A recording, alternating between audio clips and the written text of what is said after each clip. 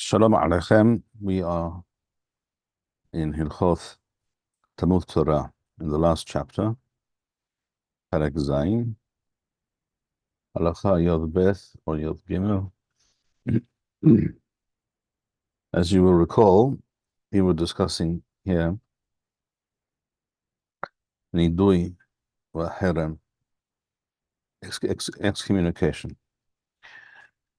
which is a very serious punishment and response on the part of the Jewish Torah community vis-a-vis a person who has behaved or is behaving in a manner which is completely unacceptable.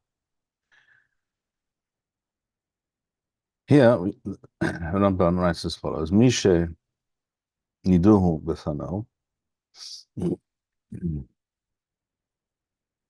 If someone was excommunicated b'fano, in other words, in his presence, he was called before a Beit Din, and they informed him of this fact. En matirim lo ela b'fano. This can only be undone. The excommunication can only be nullified in his presence. Niduhu shelo b'fano. If it was done not in his presence, either because he was called before the Beit Din and he refused to come, or it could be that he's simply not around at this point. He's traveled somewhere else, but what he has done or what he continues to do must be dealt with. There must be a response. So therefore it's possible to the nadoth, to excommunicate shelo b'fano, not in his presence, in the absentia. Matirim lo ben b'fano, ben shelo b'fano. This can be undone both in his presence or in absentia. When ben nidui lahafara kalum. In other words, there does not have to be an interim period between the period when this person is ben nidui, excommunicated, or having this condition reversed. There is no need to wait. Ela menadim umatirim bereva echad. This can be done in an instant. When kishiyahazor hamenu lemutav, when this person indicates clearly that they understand and accept what they did was incorrect, and they have now done teshuvah. As soon as that becomes apparent, the nidui is undone. ואם ראו בית דין להניח זה בנידויו כמה שנים, and if this is not the case, if this person does not accept and does not recant, does not change his behavior, it can therefore be the case that this person will be in nidui for years. ואם ראו בית דין להניח זה בנידויו כמה שנים, מניחים כפי רשעו. And that is what they need to do. If that's what needs to be done, it is done. They will keep him in that state of affairs indefinitely. Rambam continues. V'chen, Yod Gimel. V'im ra'u beit din laharim lozeh lechatchila. Now, if the Beit Din, due to the seriousness of the offense of this person's behavior, if they decided to put him immediately, directly into a state of herem, which is, as we learned last time, more serious than nidui, as we saw previously in halakha.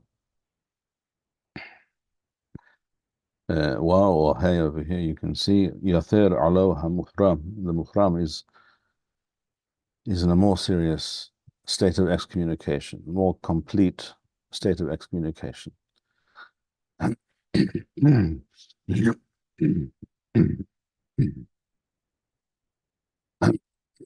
Excuse me. يثير علوها محرم شينot shoneh laherim. So a person who's in harem cannot even teach or be taught, and no one can sit with him at all, and he cannot be employed, etc. This is what we saw last time. So if the here back in Halakha Yud Gimel, if the Beit Din considered it necessary to place this person in a state of harem, not as a second stage of excommunication, but from the outset, אינו שבח לתלמיד חכמים להנהיג עצמו בדבר זה.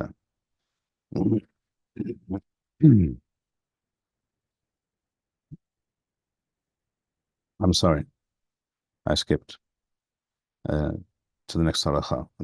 I go back to this, the beginning of this halakha. וכן, אם ראו, this is halakha י"ג, אם ראו בית דין להחרים לזה לכתחילה, או להחרים מי שאוכל עמו ושותה עמו, או מי שיעמוד עמו בארבע אמות, so if the Beit Din considered it necessary to place this person into a state of harem, which means that no one can eat with him or drink with him, or be anywhere near him, within arba'amot, 2 meters of him, maharimim, they may do so.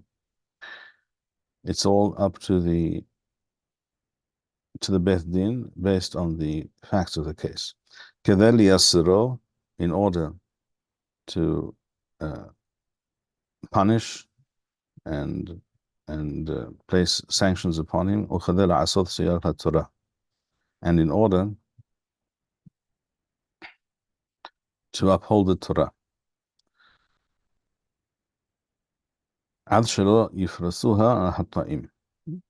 So that people will not think that they can do as they please and get away with murder, as the expression goes.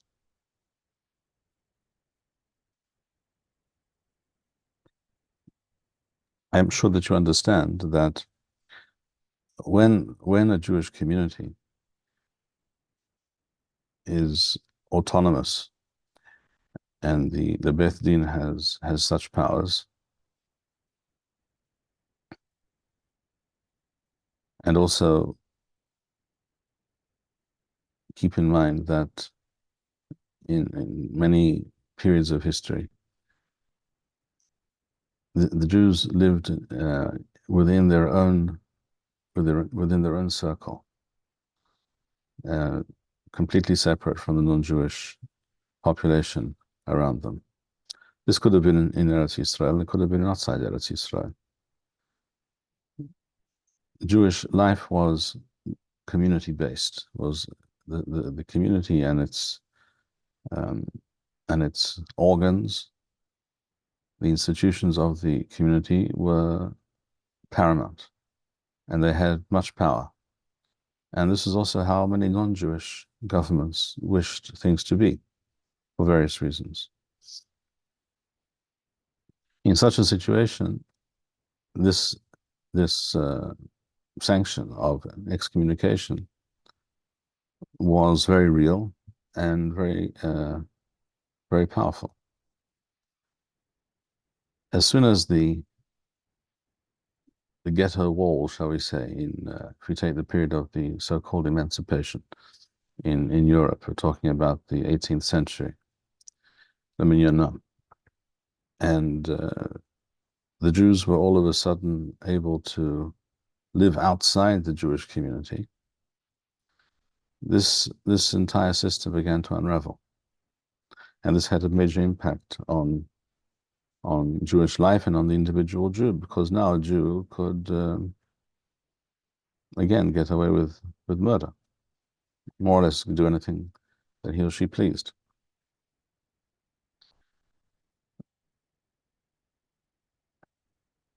So the notion that the so-called emancipation was a great blessing for the Jewish people is a very lopsided and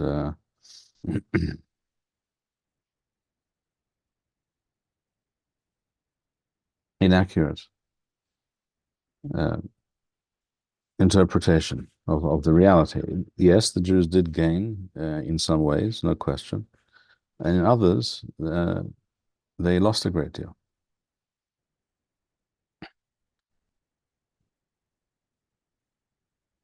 Rabbi, Yes. in the previous halakha, the Rambam mentions that if the Beth Din wanted to keep him in Nidui for even many years, it's up to them. Is this just some sort of figure of speech? Because in practice, somebody that does not doesn't ask the Beth Din to undo the Nidui for 30 days, he's put in Nidui again, and then he gets another 30 days, and after that, he's put in Karam. So in practice, you'd only be sitting in Nidui for 60 days before he gets put into Karam, and it's like that for a few years, right? That would be the process, yes. That's true.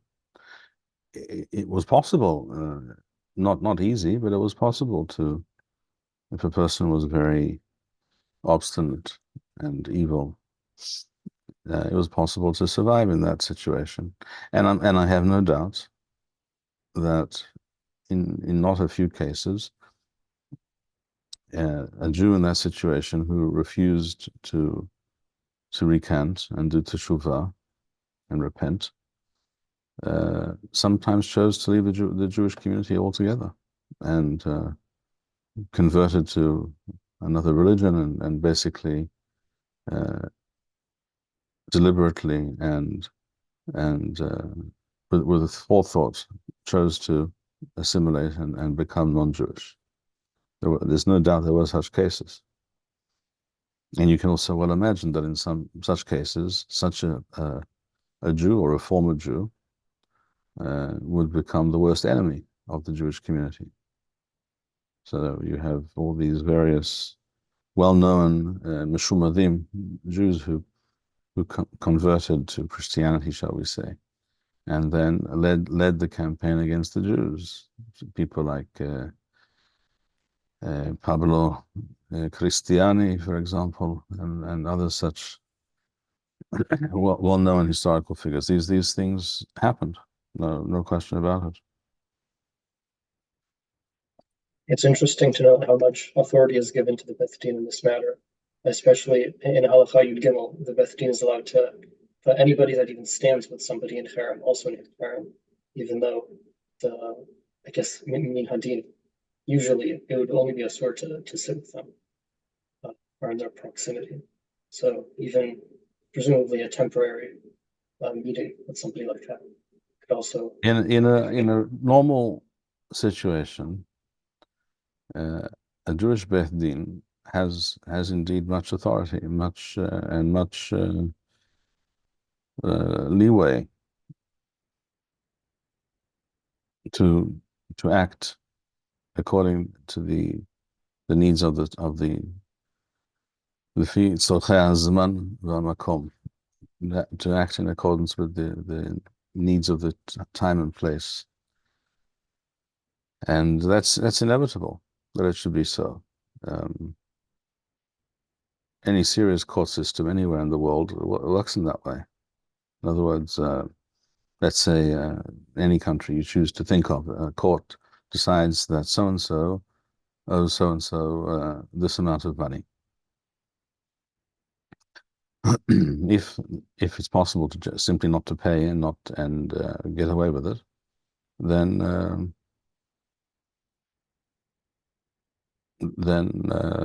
basically the court is of no consequence. And as we know, that all over the world, if in different situations, a person is jailed if he doesn't pay his debts, shall we say, or property is impounded and removed from his ownership, etc., etc. The backbone of any decent human society is a true system of justice where the legal authorities are able to produce the required result. Otherwise, it becomes a olam shel hefker, in Yiddish, a hefkerwelt, a world of where a dog eats dog and etc., etc. And there are some people who, of course, are interested in such a world. As we know nowadays, there are people who wish to defund the police, etc., etc., which is obviously a wonderful idea. And may Hashem help anyone who lives in such a place. This has nothing to do, or rather, this is completely distinct from the fact that police forces and bureaucrats and officials all over the world in all periods of history have and certainly can uh, abuse their authority. There's no question that can happen as well. And that is why the punishment meted out to authority figures, whether it's police or government officials, what have you, who act illegally, inappropriately, who abuse their authority, they should be punished extremely with extreme stricture, and should be made examples of. If one person would be put in jail for 1 year for doing such a thing, that person should be put in jail for 5 years for doing the same thing. Very serious state of affairs.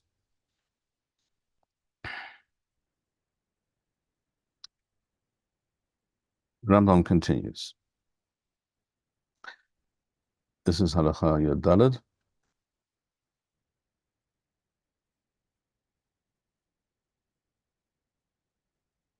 אף על פי שיש רשות לחכם לנדות לכבודו,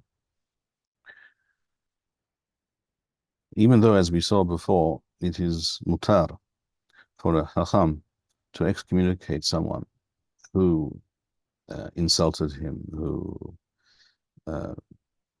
acted in a way which, in public, in a manner which was completely unacceptable and reprehensible, and this chacham was shamed or abused. So a chacham can respond by excommunicating this person. Nevertheless, says Rambam,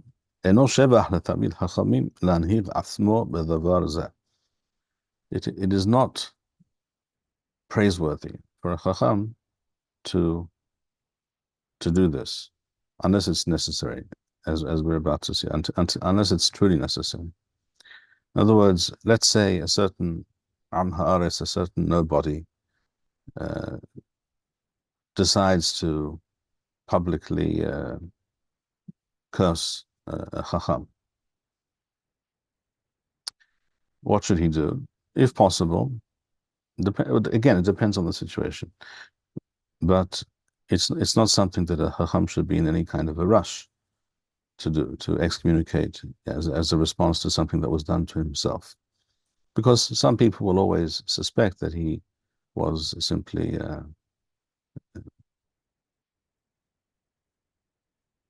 taking advantage of his power to do so for his own purposes, even though it's not true.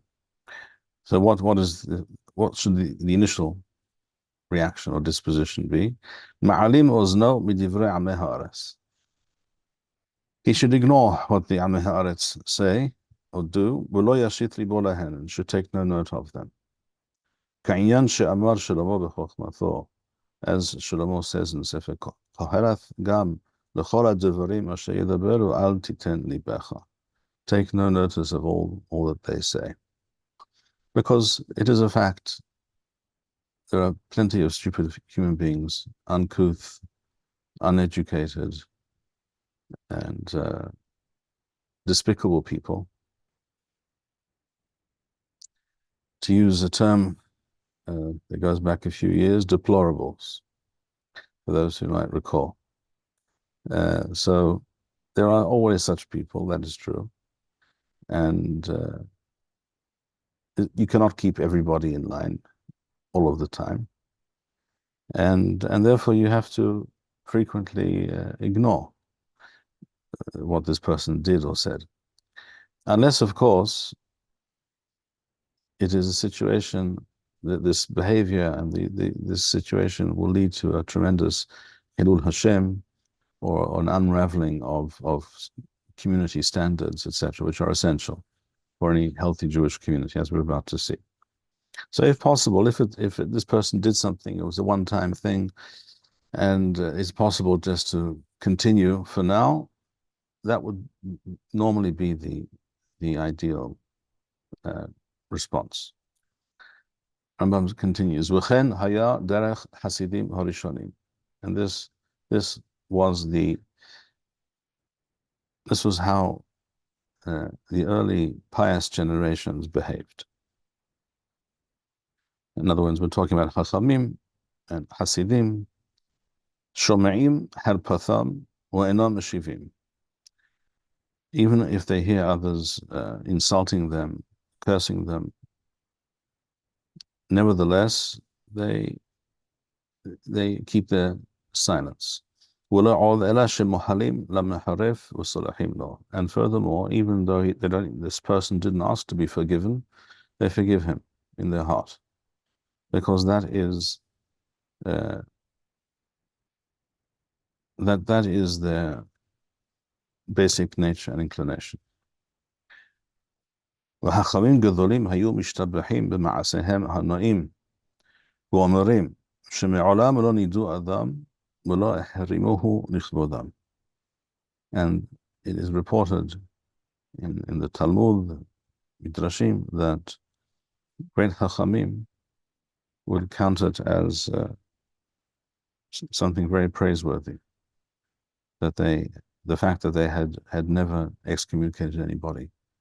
Lichvodan. Again, if it's lichvod HaTorah, as opposed to lichvodan. Lichvodan means they did not do it when the person harmed or slighted was themselves. But if it, in other words, something personal. But if it is something, a matter of principle, and it has to do with the Torah in general, and with Judaism in general, and with the Jewish community in general, that's something else. Here we're talking about responding to personal attacks. So we hear such examples and such stories related by Hazal, and obviously the intention was that we learn from such behavior.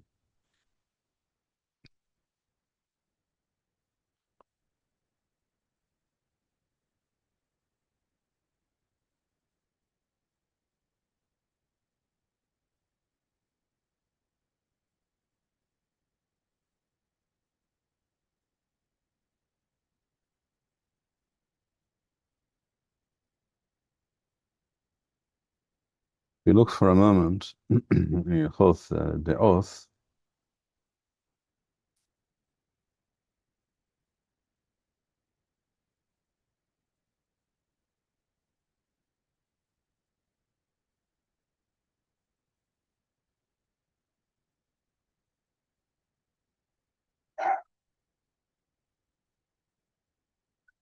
We have here the statement. This is in Hilchot De'oth Perek Sheni. Should be able to see it now. Amaru Perek Sheni Halacha Zayin or Gimel. Amaru Hachamim Horishonim. Rambam often refers to Hazal as Hachamim Horishonim, the sages of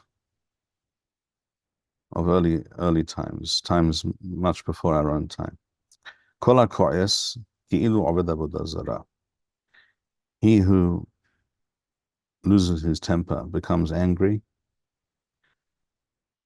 is to be compared to someone who worships avodah zarah, because both of these things are indicative of a complete lack of control. So self-control is a very important midah, and a very important trait that a Talmid Chachamim must develop within himself. And this is actually being said about any Jew. Any Jew should behave in this way and aspire to such a thing. And they said further, the Chachamim, he who becomes very angry, if he is a Chacham, the Torah chokhmatho mistarakat mimeno, his wisdom, as it were, will leave him. In other words, he himself will lose and will be harmed by this behavior. Where even Navihu, if he is a Navi, Nuvu'atho mistarakat mimeno, his Ruach HaKodesh will leave him.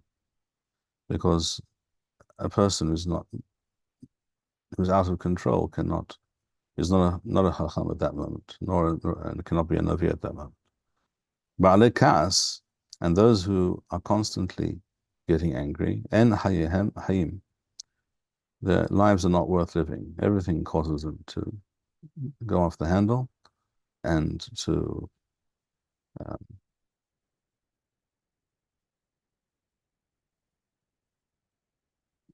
be bitter and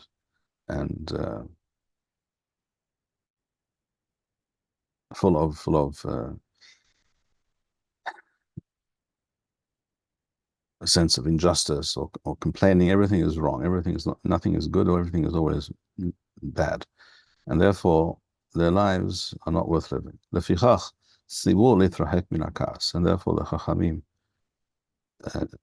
instructed us to distance ourselves from ka'as, from anger, ad sheyanhir asmo shelo yargish afilu lidvarim hamachisim, to the point that the person should train himself to take no notice of even those things which are machisim, which make one angry, even though with justification, even. This is the correct path to follow. And the way of the tzaddikim is hen aluvim enam aluvim. This goes back to what we were just learning now. Shom'im harpatham enam mshivim.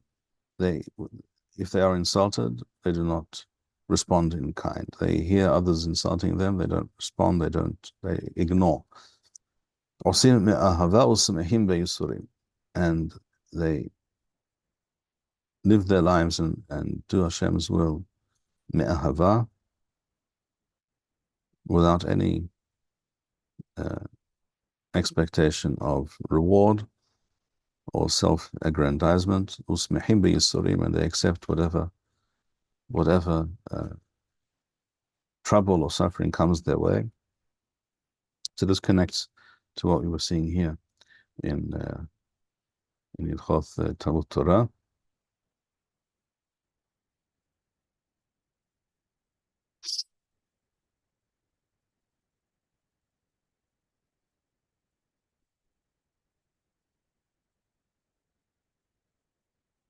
And Rambam continues, and he says here, it says now halachat tetwa, at the end of the perek.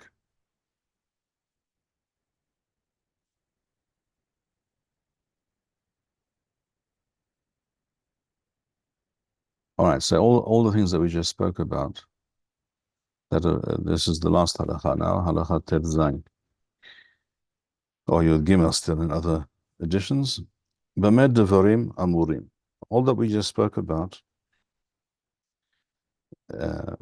where the Chacham should ignore, take no note, and not respond to various things that were done to him, such as being cursed or being insulted or something of that sort, where he should not respond in any way. When this is true, bishabizuhu or herifuhu baseter, when this was done in a manner, in a place that the community and the other Jews in the area do not know about this. In other words, a particular person was speaking to him, or in a given situation when only these two people were present, and he was insulted, he was treated completely improperly, but other people do not know about this. then he can be mohel al kevodo, then he can choose not to respond. Aval talmidei hachamim should be tamid hachamim should be zahu or herefo adam b'farhesia. If, however, tamid hachamim, so a person who's known and recognized to be a Torah scholar, doesn't have to be the leader of his generation, but he's known to be a ben Torah, and people view him as such. And precisely for that reason, if he is insulted, if he is cursed, if he is treated with great disdain by others, this would usually, one would hope, be the case. This is being done by Am Haaretz, not by the Talmid Chachamim. That would be a terrible state of affairs. Then Asur lo limhol al kevodo. He may not choose to be mohel, to forgive and remain silent. Why not? Because it's a bizayon shel Torah. V'imahal ne'nash, and if he does so, he will be punished himself for remaining silent, for not responding.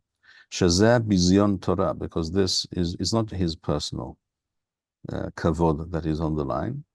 If that's the only thing on the line, then he can choose to be silent. He can choose not to respond. But if this is known, then it's bizayon Torah. The Torah is being abused, and it's a Hilul Hashem. Ela noqem v'noqter harbe kanahash. In that case, he has to be very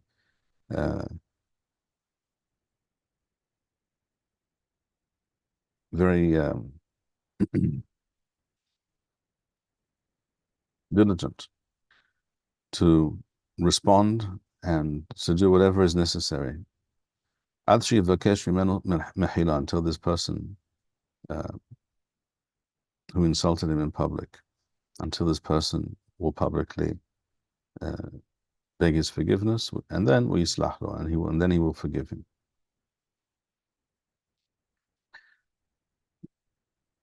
The expression noqim v'noter kanahash, which is an expression of Hazal, is often explained that not infrequently a snake will attack a person, even though the snake does not benefit from this attack.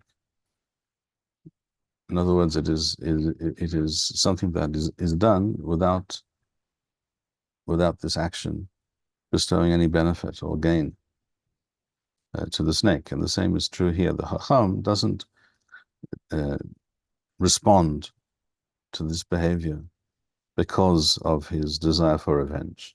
He does so kanahash, stam, just as it were, like as the snake has an instinctive reaction and behaves in a certain way, whether it's not because it can eat you, unless certain snakes might, but not most snakes cannot eat human beings. But sometimes they just attack, it seems, without any rhyme or reason. And they don't gain from it. And the Chacham also does not behave and respond and make sure this person is punished, etc., because he's out to settle the score, but because of the Hilul Hashem involved. So that completes Baruch Hashem Hilchot Talmud Torah, and we can move right along to the next section, which is Hilchot Avodah Zarah v'Chukot HaGoyim. And please note that this is the correct term, Hilchot Avodah Zarah v'Chukot HaGoyim, and not Hilchot Akum, which appears in many editions still, unfortunately, which is always, in all cases, an act of censorship. There is not one instance of Chazal using this term, namely Akum. This was an invention of the Christian censors in Europe. Chazal only use three terms to refer to a non-Jew, because the term akum was used interchangeably, sometimes as a substitute for the term avodah zarah, which literally means foreign worship. Yeah, I know that it's often translated as idol worship, but the truth is that's not the exact, precise meaning of the term. Avodah zarah literally means foreign worship. Rabbi, Yes. over the centuries, were there different chachamim who attempted to, despite the censorship, bring back the proper term?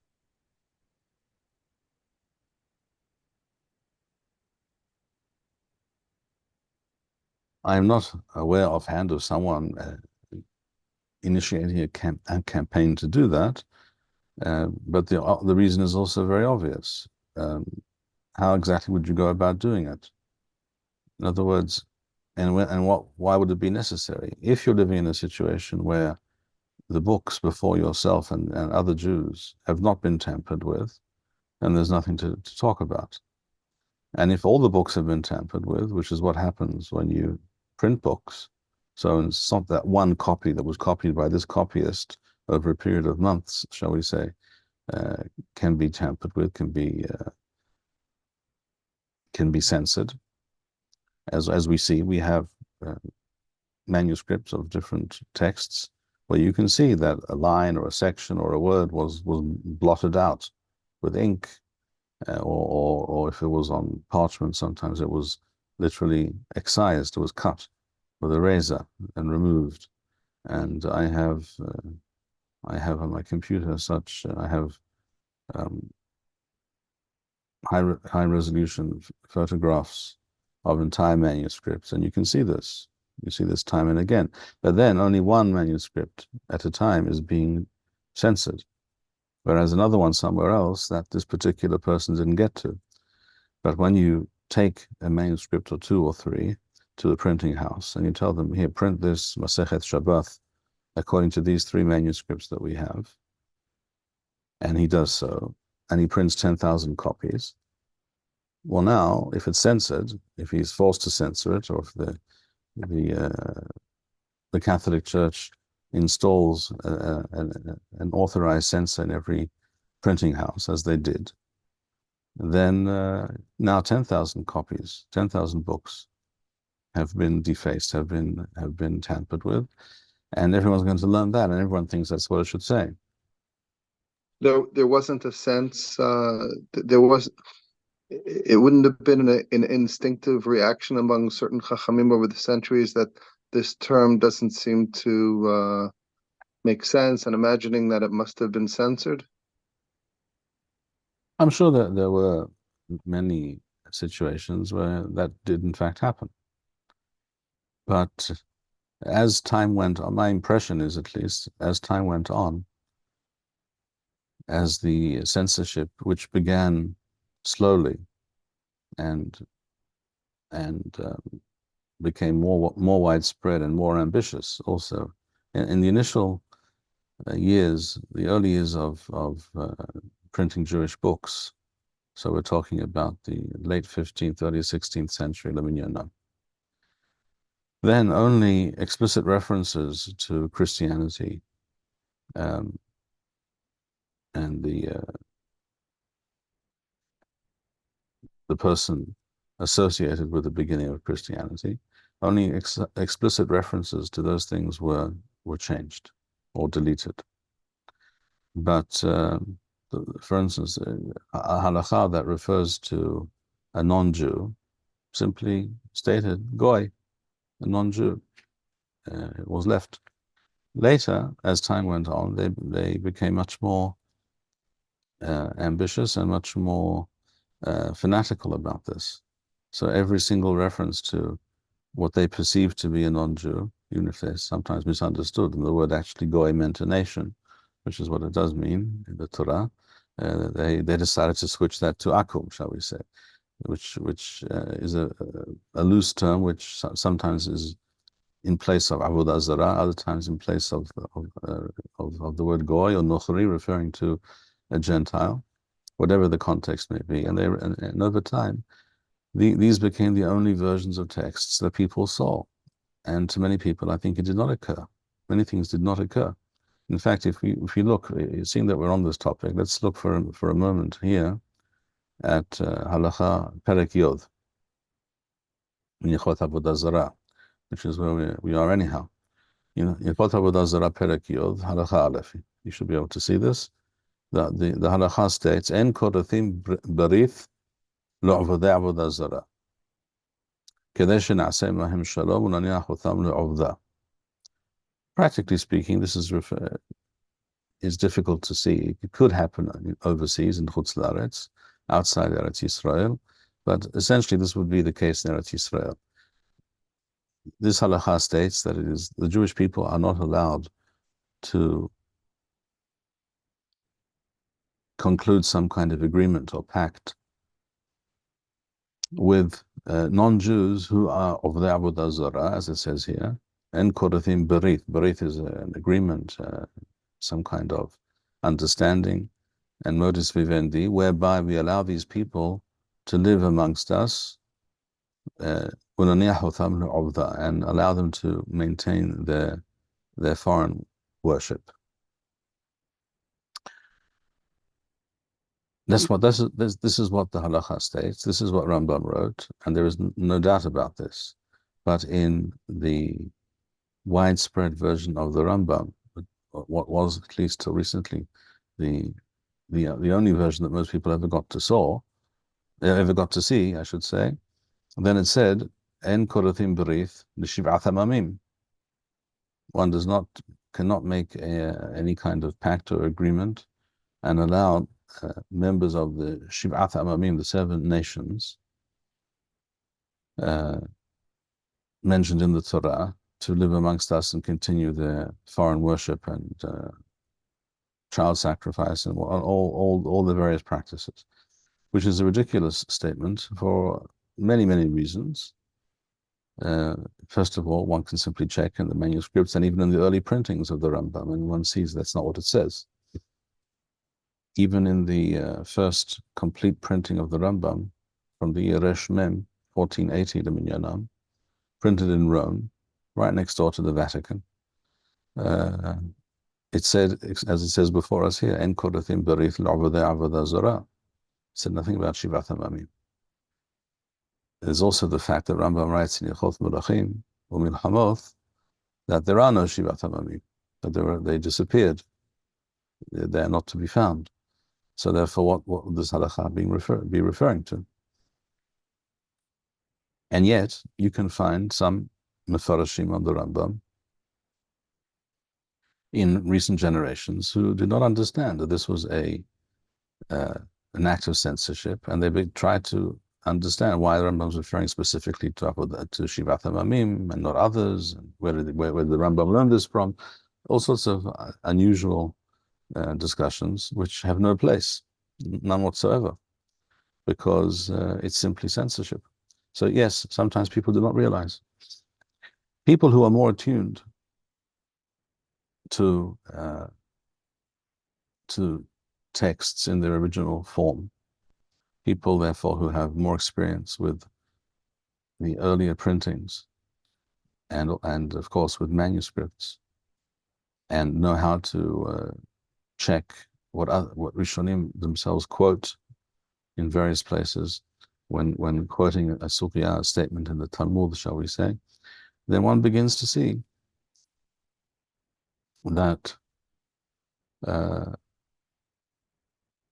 one begins to develop a sensitivity and an eye for the correct nusach.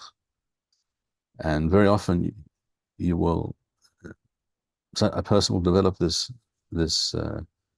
sixth sense, as it were, to the point that before they even have to look up any books to prove the fact, they already know, reading a text, that something's wrong with it. And this, I can testify about myself, this is something that has happened countless times. And I know there's something wrong with this text, or what Rashi says here has been tampered with in some way. And if you know where to look it up, you'll almost always find that this is exactly the case. But if a person does not develop that critical faculty, then unfortunately people will be misled. And that was the purpose of the census, to mislead and to confuse. And there are many such halachot. There are many such halachot. A good example is the halacha of, which is also here, its source is also here in Hilchot Avodah Zarah, giving a matanaf hinam to a non-Jew, a gift. Does this apply only to an Oved Avodah Zarah? Or you could rephrase the question, what is Avodah Zarah? Is Avodah Zarah only speaking about the Trinity and worshipping images and statues and things of this nature? Or is Avodah Zarah a more a broader concept, which includes any form of religion and practice that is not sanctioned by the Torah, which is how I understand the term. And the difference between these two interpretations and understandings of the term has many, many ramifications, and specifically with regards to this halacha of giving a matanaf hinam to a non-Jew. If you say it applies only to an idol worshipper, to someone who can be claimed to bow down to an idol, or a person who believes in a certain human being as being divine, well, that would apply to Christianity, shall we say, but not to Islam. But if you understand the term to refer to any system which is opposed to the Torah and not sanctioned by the Torah, then it includes Islam. And precisely on this case, in this instance, there is a mahloket amongst the poskim precisely for this reason, because of this this act of censorship. And certain poskim, including in this case Harav Kugzitsa, was misled by a statement in the Bach. The Bach begins to suggest that this might refer to only a certain type of individual and not another type of individual, such as Ishmaeli. And then he goes on to disprove that premise and says this is not true, and it includes any type of person who follows any foreign system which is opposed to the Torah. But that second half of the Bach, which is quite long, was totally removed. It doesn't appear in the censored versions. It only became apparent in this generation or the previous generation. In other words, 30 years ago or something like that, maybe 40 years ago at the most, when the Torah with the Perushim, like the Bach, these books were reprinted based on accurate sources, and all of a sudden you see the precise opposite. So it's not difficult to be misled, and you have to know how to dig deep sometimes to discover the truth. But Rabbi, Yes, there are those scholars who have argued, and I know that this is ridiculous, but there are those who have argued that we're not supposed to go back to discover the correct manuscript, and whatever manuscript we have, that's somehow sanctified. When did that idea emerge? In other words, is this a view that anybody had before the time of the Achronim, or is this a completely new idea of the last 100 years? It's not 100 years. It's approximately 250 years. It's basically, this is essentially a perverse response, well-intentioned perhaps, but a perverse response to Reform Judaism. In other words, just as is famously attributed to the Hatham Sofer Zitzal, the expression Hadash Asur min HaTorah, which is taken out of context from another halachic context, but the words can be understood to mean anything new is Asur min HaTorah. In other words, nothing can change. In other words, Judaism is all about arch conservatism. Nothing can be changed. Nothing can be touched in any way. Now, is that true? No, it's not true. But when you are fighting a war against Reform Judaism, which came to undermine Judaism altogether, then you can understand why that kind of a response would be forthcoming. It was part of that war against Reform Judaism. So therefore, anything at all that they say, even certain things they may have said but that were true in some way or could have been considered a reasonable claim, anything of that sort must be rejected out of hand. And therefore, this attitude became second nature to Orthodox Jews. And therefore, anyone who says anything at all about changing, acting differently, explaining differently, anything at all from that which was yesterday is immediately is suspect of being some kind of Reform Jew, and or worse, and therefore to be ignored and also to be persecuted. And therefore, if there are people who say, well, you know, our books say such and such, in our Gemara it says this, in our Rambam it says that. Well, what do you mean by our Gemara? Did you check how this text before you came to be? Let's have a look, shall we say, at the first printing of the Talmud Bavli in Venice, in Resh Pei, 1520, Leminyanam, and let's see what it says there for a start, because all subsequent printed versions of the Talmud are based on that edition. And lo and behold, you will find many times that there's a difference, especially when it comes to these questions of censorship.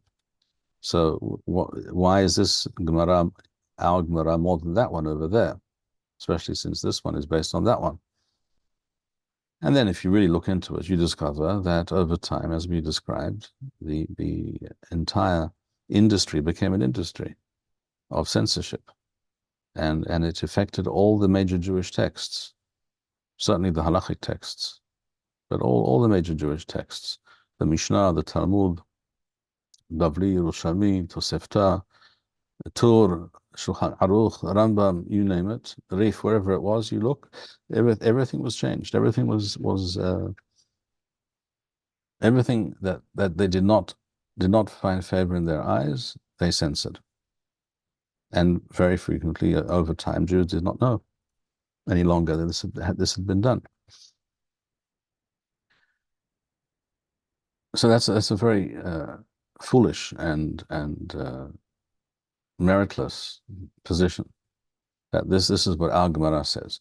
Well, none of the Rishonim ever says ever say such a thing.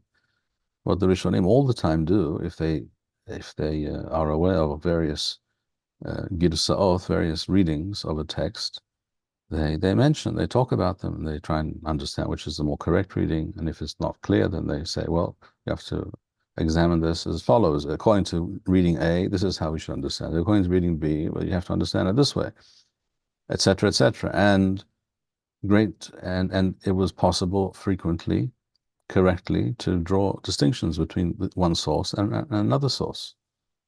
Rabbeinu Tam famously relied on ancient texts and manuscripts that he found, as he himself writes, and Rambam did exactly the same thing, as Rambam himself writes explicitly when he talks about Talmudic texts written on gewil, on parchment, on leather, that he found 500 years earlier than his own time. In other words, mistakes creep in over time, just plain mistakes, other times deliberate mistakes or deliberate censorship. There's also simply a matter of mistakes when people copy and make a mistake. And over time, these mistakes are copied again and again and disseminated more and more widely. So, but all this was known to the Rishonim. There was nothing new. All the Rishonim were aware of this fact, and they all speak about these things. The Rishonim literally hundreds of times will write, bisfarim daukane, in inaccurate texts of this Masechet, this tractate. It says such and such. Well, how do they know that was more accurate than another one? Because they could see, they could tell it was older. They compared and the various texts before them, and they saw this is a reliable, accurate text, and the other one is less so. So all these things were normal and understood by all people, and anyone who makes any claim to the opposite nowadays is some kind of knee-jerk reaction which became ingrained in the Orthodox community to treat with suspicion anything which is different from what you were used to. I mean, it's ridiculous. It gets to the point where, there's a line was removed from Alanul al-Shabe'ah, as we all know, and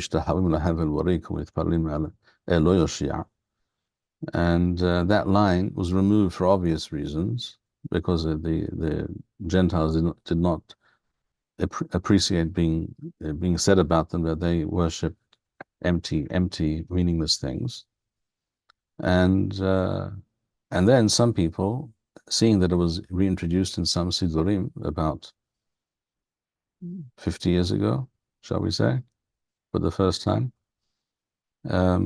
some people looked askance at that. Where did this come from, this line? I'm not used to saying that. It's not what my father said, which is true, but that doesn't make it correct. And thus we have to deal with all such things. We have to understand where these positions originate, and that they are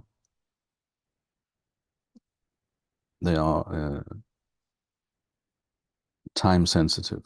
They pertain to a certain period for certain reasons, and we have to be able to get over that. And obviously, we have to study Torah from accurate sources, and not a source which is inaccurate or censored in any way, because the outcome can be very serious. Let us begin these halachot briefly, and we have to end here in a moment. So, Hilchot Avodah Zarah v'Chukot HaGoyim. As usual, Rambam begins by listing all the various misvot aseh and lo ta'aseh involved in this section. Rambam says, Yesh bichlalan ahath wa hamishim misvot. So you see already this is a heavy, very major section, and these are fundamental ideas in the Torah. 51 misvot. Shte misvot aseh wa thesha wa arba'in misvot lo ta'aseh. 49 negative and 2 positive misvot, commandments. Uzel Pirata, let us read the first few. Shelo lifnoth achar avodah zarah,